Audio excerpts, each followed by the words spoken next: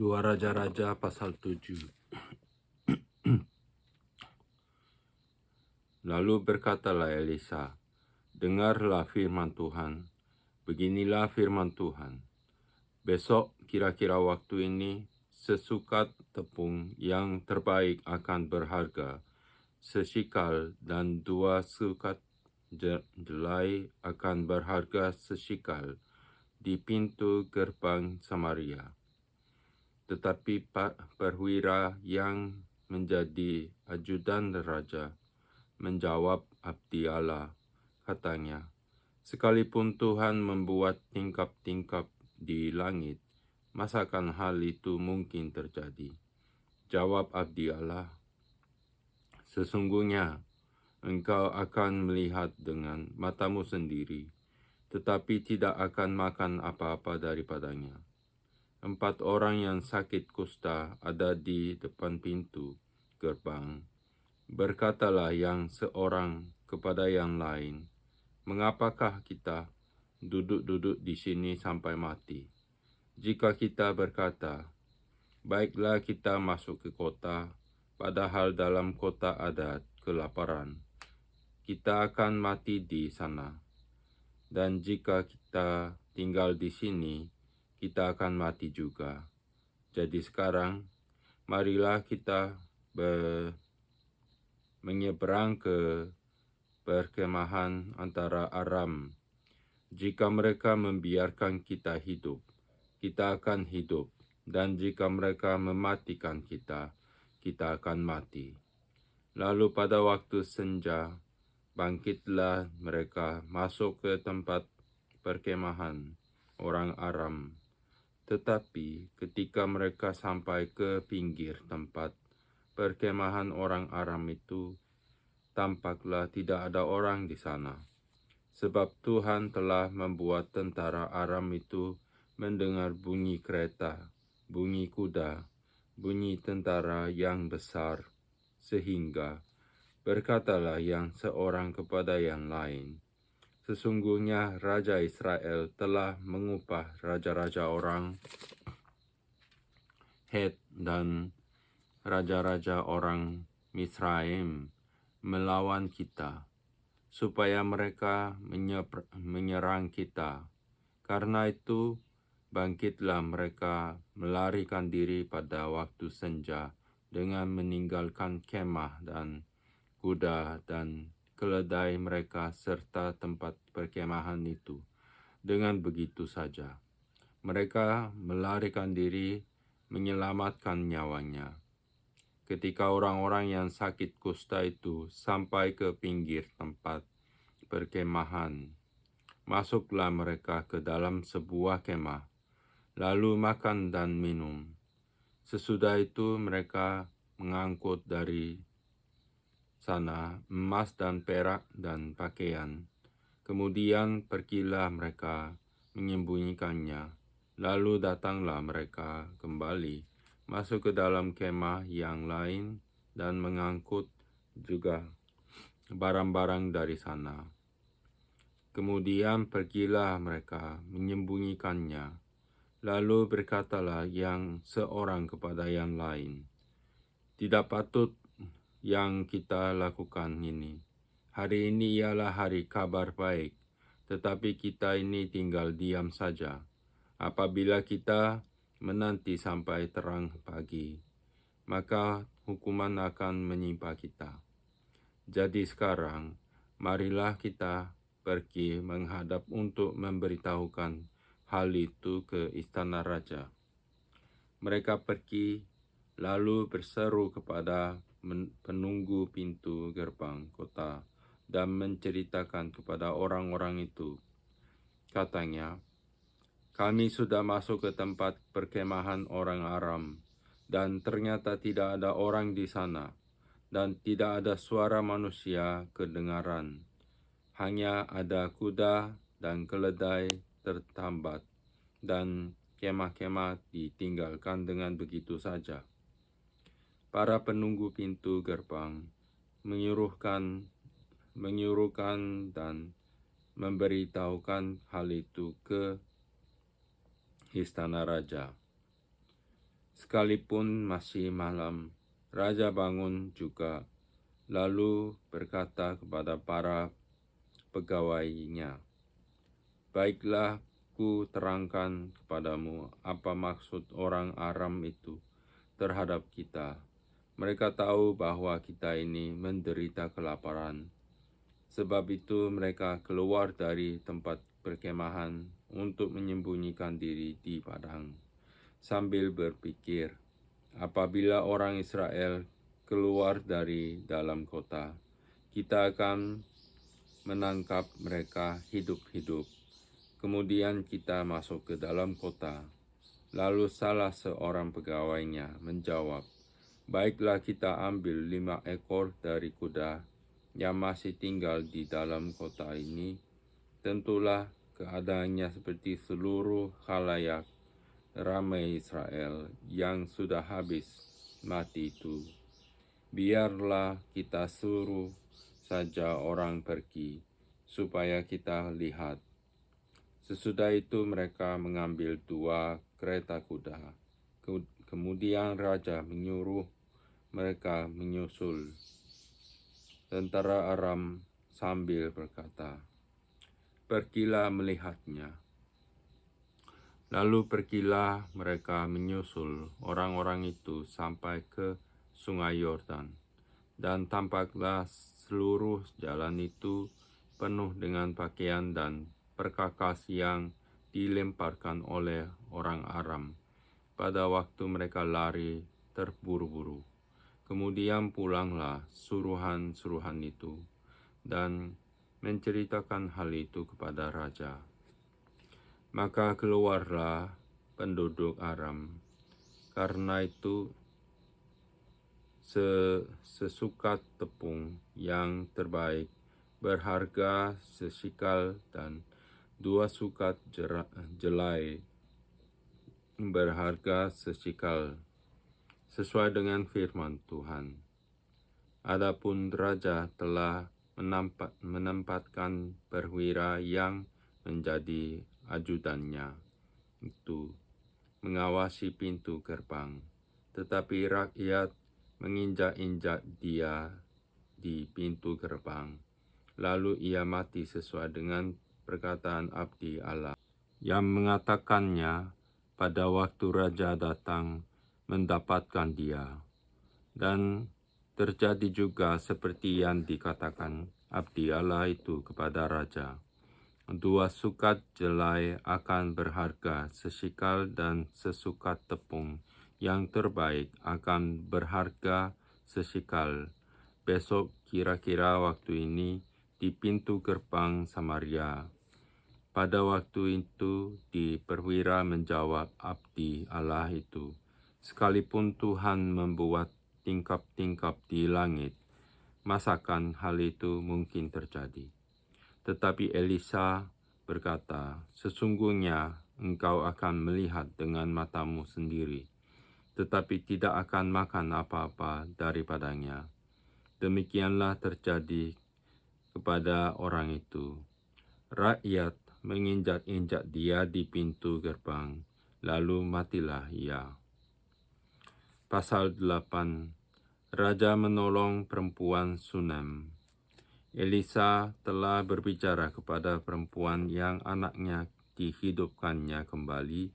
Katanya, "Berkemaslah dan pergilah bersama-sama dengan keluargamu, dan tinggallah di mana saja engkau dapat menetap sebagai pendatang, sebab Tuhan telah mendatangkan kelaparan yang pasti menimpa negeri ini 7 tahun lamanya."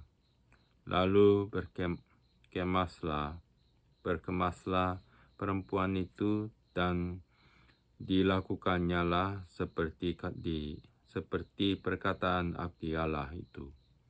Ia pergi bersama-sama dengan keluarganya, lalu tinggal menetap sebagai pendatang di negeri orang Filistin 7 tahun lamanya. Dan setelah lewat ke-7 tahun itu, pulanglah perempuan itu dari negara orang Filistin. Kemudian ia pergi mengadukan perihal rumahnya dan ladangnya kepada raja. Raja sedang berbicara kepada Gehazi, bujang abdi Allah itu. Katanya, "Cobalah ceritakan kepadaku tentang segala perbuatan besar yang dilakukan Elisa." Sedang ia menceritakan kepada raja tentang Elisa menghidupkan anak yang sudah mati itu. Tampaklah perempuan yang anaknya dihidupkan itu datang dan mengadukan perihal rumahnya dan ladangnya kepada raja. Lalu berkatalah Gehazi, "Ya tuanku raja, inilah perempuan itu dan inilah anaknya yang dihidupkan Elisa." Lalu raja bertanya-tanya, dan perempuan itu menceritakan semuanya kepadanya. Kemudian raja menugaskan seorang pegawai istana menyertai perempuan itu dengan pesan, "Pulangkanlah segala miliknya dan segala hasil ladang itu sejak ia meninggalkan negeri ini sampai sekarang." Elisa di Damsyik. Elisa masuk ke Damsyik, dan pada waktu itu Ben-Hadad, Raja Aram, sedang sakit. Ketika dikabarkan kepada raja, "Sudah datang abdi Allah kemari." Berkatalah ia kepada Hazael, "Ambillah persembahan, pergilah menyongsong abdi Allah itu, dan mintalah petunjuk Tuhan dengan perantaraannya. Sembuhkan aku dari penyakit ini." Lalu pergilah Hazael menyongsong dia. Diambilnyalah persembahan berupa segala barang yang indah-indah dari Damsyik, sebanyak muatan 40 ekor unta. Sesudah sampai, tampillah ia ke depan Elisa dan berkata, "Anakmu Ben-Hadad, Raja Aram, menyuruh aku menanyakan kepadamu, apakah aku akan sembuh dari penyakit ini?" Jawab Elisa kepadanya, "Pergilah, katakanlah kepadanya, pastilah engkau sembuh. Namun demikian, Tuhan telah memperhatikan kepadamu bahwa ia pasti mati dibunuh." Elisa menatap dengan lama ke depan, lalu menangislah abdi Allah itu. Hazael berkata, "Mengapa tuanku menangis?" Jawab Elisa, "Sebab aku tahu bagaimana malapetaka yang akan kau lakukan kepada orang Israel. Kotanya yang berkubu akan kau campakkan ke dalam api. Terunanya akan kau bunuh dengan pedang. Bayinya akan kau remukkan dan perempuannya yang mengandung akan kau belah." Sesudah itu berkatalah Hazael, "Tetapi apakah hambamu ini yang tidak lain dari anjing saja, sehingga ia dapat melakukan hal sehebat itu?" Jawab Elisa, "Tuhan telah memperlihatkan kepadamu bahwa engkau akan menjadi raja atas Aram."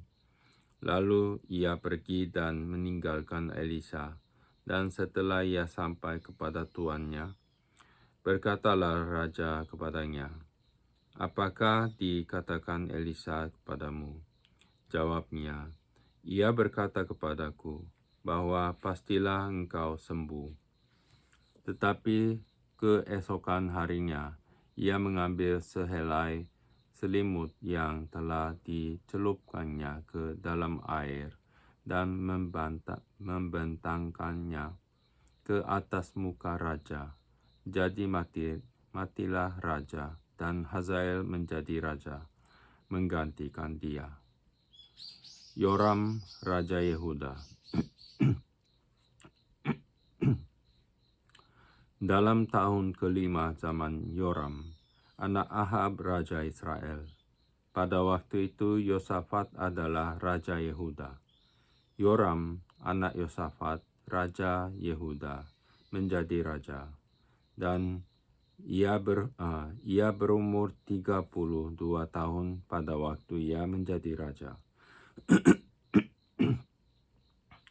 Dan 8 tahun lamanya ia memerintah di Yerusalem. Ia hidup menurut kelakuan raja-raja Israel, seperti yang dilakukan keluarga Ahab, sebab yang menjadi istrinya adalah anak Ahab. Ia melakukan apa yang jahat di mata Tuhan. Namun demikian, Tuhan tidak mau memusnahkan Yehuda oleh karena Daud, hambanya, sesuai dengan yang dijanjikannya kepada Daud, bahwa ia hendak memberikan keturunan kepadanya dan kepada anak-anaknya untuk selama-lamanya. Pada zamannya, memberontaklah Edom dan melepaskan diri dari kekuasaan Yehuda, dan mereka mengangkat seorang raja atas mereka sendiri. Maka majulah Yoram ke Zair bersama-sama dengan seluruh keretanya. Pada waktu malam, bangunlah ia, lalu bersama-sama dengan para panglima pasukan kereta, ia menerobos barisan orang Edom yang mengepung dia. Tetapi rakyatnya melarikan diri pulang ke kemahnya. Demikianlah Edom memberontak dan terlepas dari kekuasaan Yehuda sampai sekarang ini. Lalu Libna pun memberontak pada masa itu juga. Selebihnya dari riwayat Yoram dan segala yang dilakukannya, bukankah semuanya itu tertulis dalam kitab sejarah raja-raja Yehuda? Kemudian Yoram mendapat perhentian bersama-sama dengan nenek moyangnya, dan ia dikuburkan di samping nenek moyangnya di kota Daud. Maka Ahazia, anaknya, menjadi raja menggantikan dia. Ahazia, Raja Yehuda. Dalam tahun ke-12 zaman Yoram, anak Ahab Raja Israel, Ahazia, anak Yoram Raja Yehuda, menjadi raja. Ia berumur 22 tahun pada waktu ia menjadi raja, dan setahun lamanya ia memerintah di Yerusalem. Nama ibunya ialah Atalia, cucu Omri Raja Israel. Ia hidup menurut kelakuan keluarga Ahab, dan ia melakukan apa yang jahat di mata Tuhan, sama seperti keluarga Ahab, sebab ia adalah seorang menantu dari keluarga itu. Ia pergi bersama-sama Yoram bin Ahab untuk berperang melawan Hazael, Raja Aram, di Ramot Gilead. Tetapi orang-orang Aram melukai Yoram. Kemudian pulanglah Raja Yoram ke Yezreel, supaya diobati luka-lukanya, dan ditimbulkan orang Aram di Rama pada waktu ia berperang melawan Hazael, Raja Aram. Dan Ahazia, anak Yoram Raja Yehuda, pergi menjenguk Yoram bin Ahab di Yezreel karena dia sakit. Pasal 9. Yehu menjadi Raja Israel. Kemudian Nabi Elisa memanggil salah seorang dari rombongan Nabi dan berkata kepadanya, "Ikatlah pinggangmu, bawalah buli-buli berisi minyak ini dan pergilah ke Ramot Gilead. Apabila engkau sampai ke sana, carilah Yehu bin Yosafat bin Nimsi. Masuklah, ajak dia bangkit dari tengah-tengah temannya, dan bawalah dia ke ruang dalam. Kemudian ambillah buli-buli berisi minyak itu, lalu tuangkan isinya ke atas kepalanya, dan katakan beginilah firman Tuhan. Beginilah firman Tuhan. Telah kuurapi engkau menjadi raja atas Israel. Sesudah itu bukalah pintu, larilah dan jangan berlambat-lambat. Lalu Nabi muda itu pergi ke Ramot Gilead. Setelah ia sampai, maka tampaklah panglima-panglima tentara sedang duduk berkumpul. Lalu ia berkata, "Ada pesan ku bawa untukmu, ya panglima." Yehu bertanya, "Untuk siapa dari kami sekalian?" Jawabnya, "Untukmu, ya panglima." Lalu bangkitlah Yehu dan masuk ke dalam rumah. Nabi muda itu menuang minyak ke atas kepala Yehu, serta berkata kepadanya, "Beginilah firman Tuhan,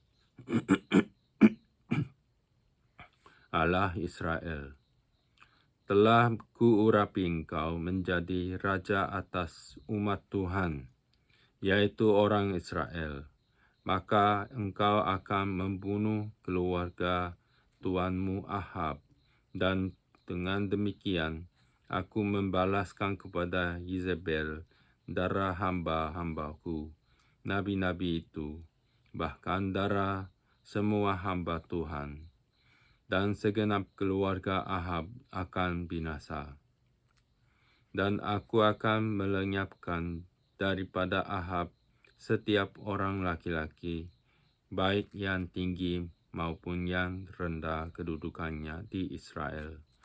Dan aku akan memperlakukan keluarga Ahab sama seperti keluarga Yerobeam bin Nebat, dan sama seperti keluarga Baesha bin Ahia.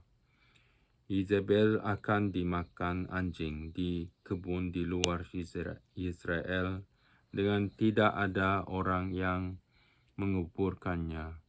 Kemudian Nabi itu membuka pintu, lalu lari. Apabila Yehu keluar mendapatkan pegawai-pegawai tuannya, berkatalah seorang kepadanya, "Apa kabar? Mengapa orang gila itu datang kepadamu?" Jawabnya kepada mereka, "Kamu sendiri mengenal orang itu dengan omongannya." Tetapi mereka berkata, "Dusta, coba beritahukan kepada kami." Lalu katanya, "Begini-beginilah dikatakannya kepadaku. Demikianlah firman Tuhan, telah kuurapi engkau menjadi raja atas Israel. Segeralah mereka masing-masing mengambil pakaiannya dan membentangkannya di hadapan kakinya begitu saja di atas tangga. Kemudian mereka meniup sangkakala serta berseru, 'Yehu Raja!' Demikianlah Yehu bin Yosafat bin Nimsi mengadakan kesepakatan melawan Yoram. Adapun Yoram sedang berjaga-jaga di Ramot Gilead bersama-sama dengan segenap orang Israel menghadapkan Hazael, Raja Aram. Tetapi Raja Yoram sendiri telah pulang ke Israel supaya luka-lukanya diobati dan ditimbulkan orang Aram pada waktu ia berperang melawan Hazael, raja Aram. Yehu berkata, "Jika kamu sudah setuju, janganlah biarkan siapapun meloloskan diri dari kota untuk memberitahukan hal itu ke Yisrael." Yoram dan Ahazia dibunuh. Kemudian Yehu naik kereta dan pergi ke Israel, sebab Yoram berbaring sakit di sana. Juga Ahazia, raja Yehuda, datang menjenguk Yoram ketika penjaga yang sedang berdiri di atas menara di Israel melihat pasukan Yehu datang. Berserulah ia, "Ada kulihat suatu pasukan." Berkatalah Yoram, "Ambillah seorang penunggang kuda, suruhlah ia menemui mereka serta menanyakan, apakah ini kabar damai." Lalu pergilah penunggang kuda itu untuk menemuinya dan berkata, "Beginilah tanya raja, apakah ini kabar damai?" Jawab Yehu, "Damai. Bukan urusanmu. Baiklah, ikutlah aku." Dan penjaga itu memberitahukan suruhan sudah sampai kepada mereka, tetapi ia tidak pulang. Disuruhnyalah penunggang kuda yang kedua, dan setelah sampai kepada mereka, berkatalah ia, "Beginilah tanya raja, apakah ini kabar damai?" Jawab Yehu, "Damai. Bukan urusanmu. Baiklah, ikutlah aku." Dan penjaga itu memberitahukan sudah sampai ia kepada mereka, tetapi ia tidak pulang. Dan cara memacunya adalah seperti cara Yehu, cucu Nimsi, memacu, sebab ia memacu seperti orang gila. Sesudah itu berkatalah Yoram, "Pasanglah kereta." Lalu orang memasang keretanya. Lalu keluarlah Yoram, raja Israel, dan Ahazia, raja Yehuda, masing-masing naik keretanya. Mereka keluar menemui Yehu, lalu menjumpai dia di kebun Nabot, orang Israel itu.